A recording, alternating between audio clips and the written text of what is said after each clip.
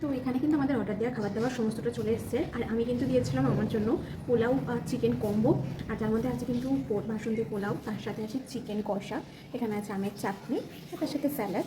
তো চলো এবার রিভিউটা তোমাদের সাথে শেয়ার করে নেবো। পোলাওটা খেয়ে দেখি, এত সুন্দর করে সাজিয়ে দিয়েছে না, ভাঙতেই ইচ্ছা করছে না আমার। আর সমস্ত দেখো কাঁসারের থালাতে খাবার দাবারগুলো আছে, আমার তো এটা দেখে আরও বেশি ভালো লাগছে। তো এখানে নিয়ে আসা তোমাকে তোমার এই জন্যই সব থেকে বড় কারণ, প্রত্যেকদিন তুমি থালা সাজিয়ে দাও, তাই বললাম আজকে স্পেশাল দিনে তুমি কি আমি দিলাম। আচ্ছা, তো চলো ভাঙি অবশেষে। কাজু কিশমিশ আছে দেখতে পাচ্ছি, ঠিক আছে, সাথে নিয়ে চিকেন কষা একদম গরম,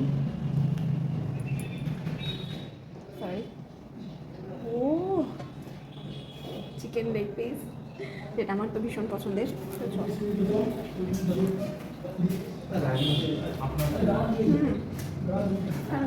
পোলাওটা একটু মিষ্টি মিষ্টি, চিকেন কষাটা একটু ঝাল ঝাল, মানে মিষ্টি ঝালের বেশ একটা সুন্দর ব্যালেন্স আছে।